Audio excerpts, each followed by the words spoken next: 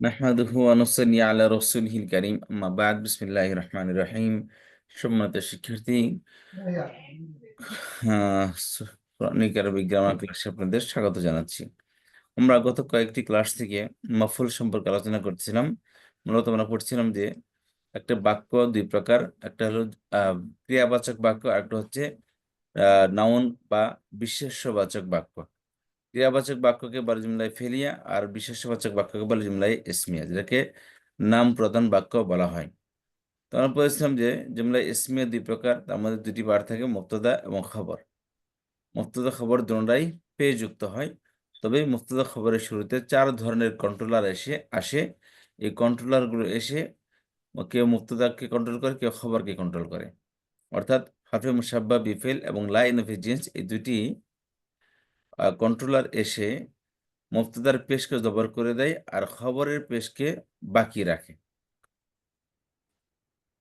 আর বাকি অপর দুটি যে কন্ট্রোলার আফআল নাক্কাসা এবং মা লা মুশাব্বাহ বিলাইসা, এই দুটি কন্ট্রোলার মুবতাদার পেশকে বাকি রাখে, খবরের পেশকে জবর করে দেয়।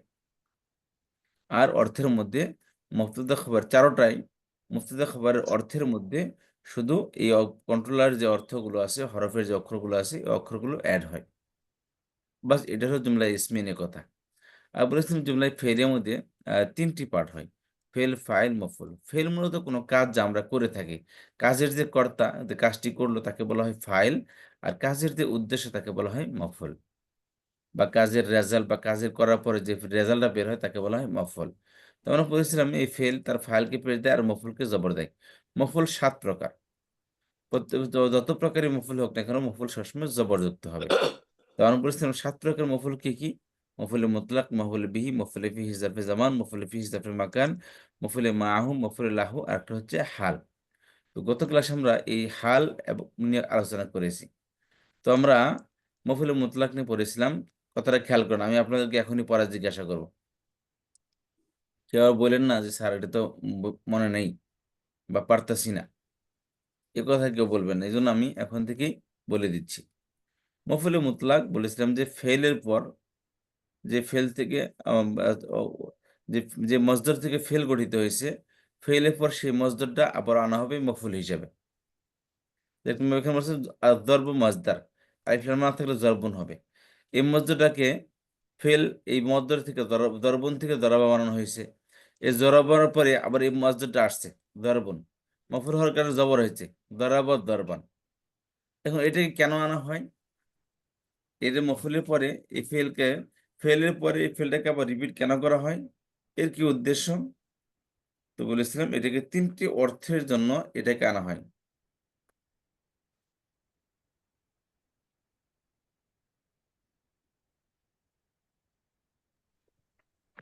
আসসালামু আলাইকুম। জি, আজকে ওয়ালাইকুম আসসালাম। ভার্ব নিয়ে পড়ার কথা না? স্যাটারডে আজকে। জি, আজকে ভার্ব নিয়ে কথা বলার কথা না? ভার্ব নিয়ে তো আমরা কথা বলি সোমবার আর মঙ্গলবার। ও আজকে স্যাটারডে। আচ্ছা ওকে। জি, আচ্ছা। কে তারান্নুম আপা বলছিলেন?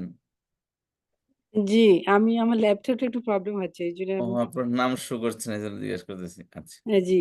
আমি নাম লিখে দিচ্ছি আপনার।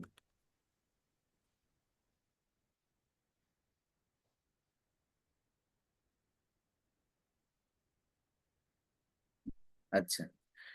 তাহলে খেয়াল করেন যে দরাবা দরবান। এটা মফুল হলে হওয়ার কারণে জবর আসছে, দরাবা দরবান হয়েছে। এখন এটাকে কেন এরকম করা হয়? আমরা বাংলায় ৩ ধরনের অর্থ বলি। আরবিরা ওই ৩ ধরনের অর্থ বোঝানোর জন্য একই স্টাইল ব্যবহার করে। যে ফেলে প্রয়োক্ত ফেলে মজদুরকে ব্যবহার করা হয়। কেন? তা আমরা ৩ ধরনের অর্থের জন্য আরবিরা একই স্টাইল ব্যবহার করে। আর আমরা ৩ স্টাইল ব্যবহার করি। সেটা কি? যে কোনো কাজের তীব্রতা বোঝানোর জন্য। কাজের মধ্যে কি? কাজের তাকিদ সৃষ্টি করার জন্য কাজের মধ্যে। যেরকমভাবে দরাবা দরবান অর্থ হলো সে মেরেছে। দরবা মানে সে মেরেছে। দরবুন আবার রিপিট হয়েছে এখানে। মফুল হওয়ার কারণে জরবান হয়েছে এখানে। জরাবা দরবান অর্থ কি? জরবান অর্থ মারা।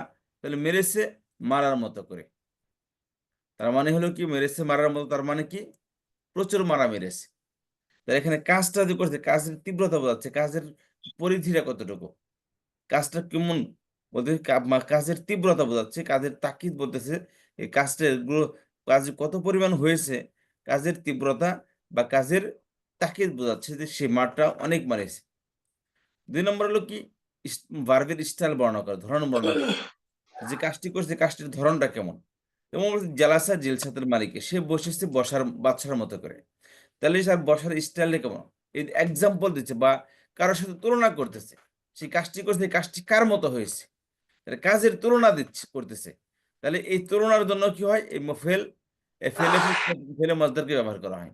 আরেকটা হলো সংখ্যা বোঝানোর জন্য, যে কাজটি করেছে, কাজটি কতবার করেছে? ২ বার, ৩ বার, ৫ বার, ১০ বার কতবার করেছে? এই সংখ্যা বর্ণনা করার জন্য এই মফেলে মুতলাককে ব্যবহার করা হয়।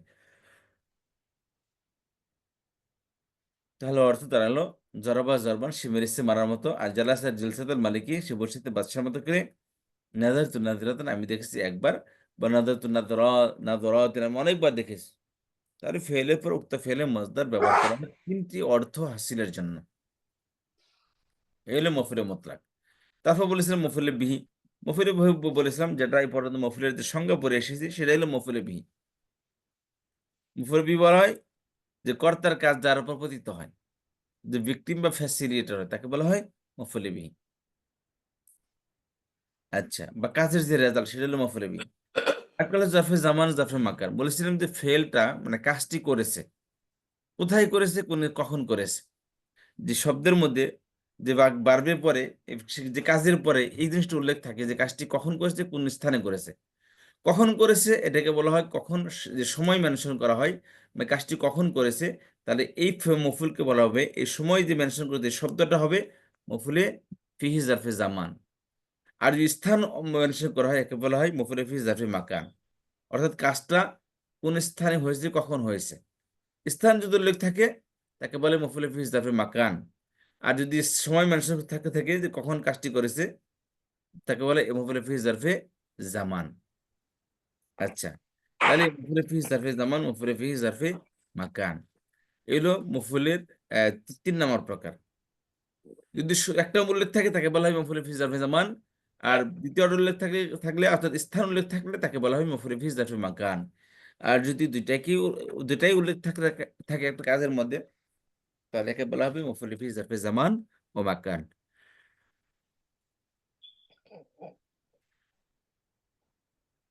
আচ্ছা, এরপর মফুলে মাহু বলেছিলাম যে সাধারণত কোন একটা কাজ একটা হলে অপরটির সাথে সাথে হয়ে যায়।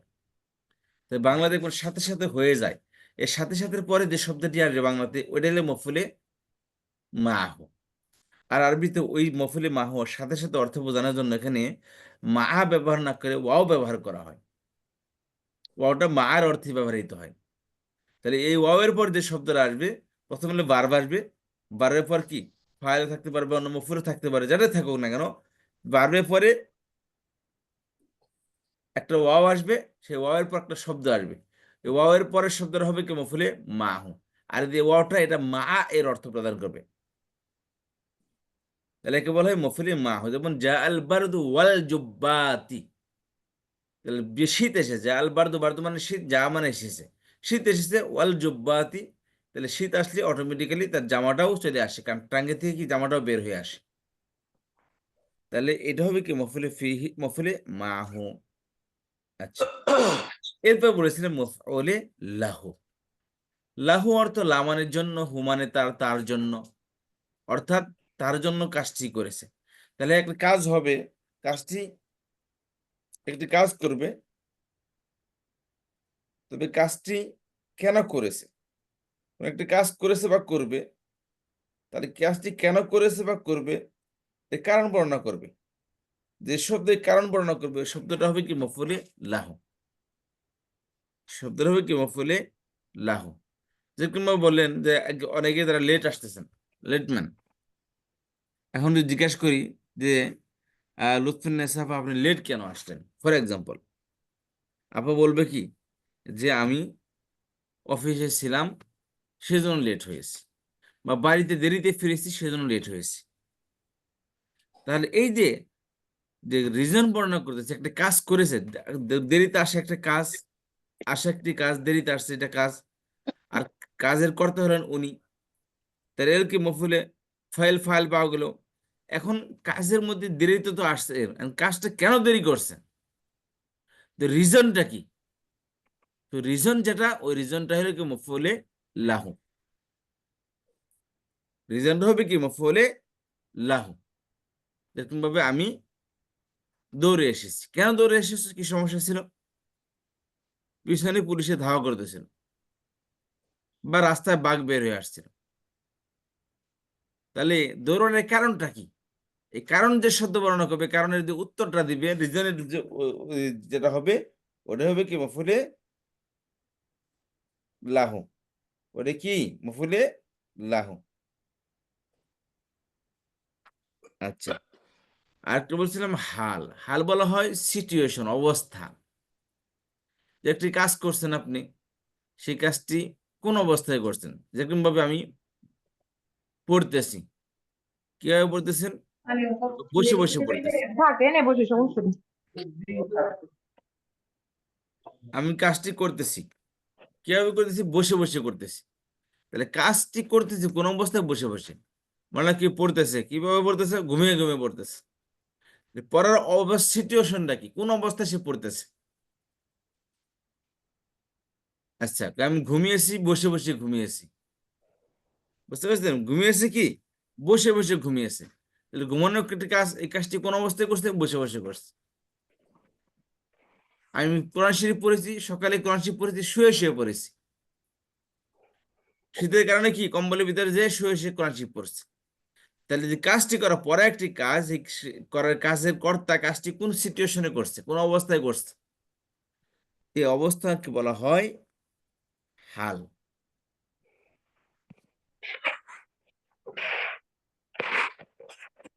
আর যে ফাইল হবে, যে কাজটি করছে, তাকে বলা হবে জুল হাল, হালওয়ালা, সিচুয়েশন ওয়ালা, অর্থাৎ যে সিচুয়েশনকে ফেস করেছে। আচ্ছা, তাহলে হাল এবং জুল হাল, এই হলো 7 প্রকারের মফুল। মফুলে মুতলাক, মফুলে বিহি, মফুলে ফিহি, জারফে জামান, মফুলে ফিহি, জারফে মাকান। 4 মফুলে মাহু, মফুলে লাহু, হাল। এবার আমি সামনের দিকে যাব, আমাদের নতুন পড়া পড়বো, বাট তার আগে আমি চাচ্ছি আপনারা এই জিনিসটা একটু ক্লিয়ার করে বুঝেন, এই 7টি মফুলের অর্থের মধ্যে কি পার্থক্য। কিছুক্ষণ আমি বর্ণনা করলাম, এই অর্থগুলো আমাকে আজকে শোনাইতে হবে। আমি র্যান্ডম প্রশ্ন করব, যাকে যেটা পড়তে হবে, আমি 7টার মধ্যে থেকে প্রশ্ন করব। আপনাদেরকে সময় দিলাম 10 মিনিট। বুঝতে পারছেন? 10 মিনিট, 8টা 10 মিনিট না, 15 মিনিট সময় নেন। ঠিক আছে? কটা বাজে? 7:28, 29 বাজে, 7:30 ধরেন আপনি। ঠিক আছে? আপনাকে 45-এ জিজ্ঞাসা করবো আমি। আমি রেকর্ডিং আসসালামু পজ আলাইকুম। করে দিচ্ছি। মাসুদের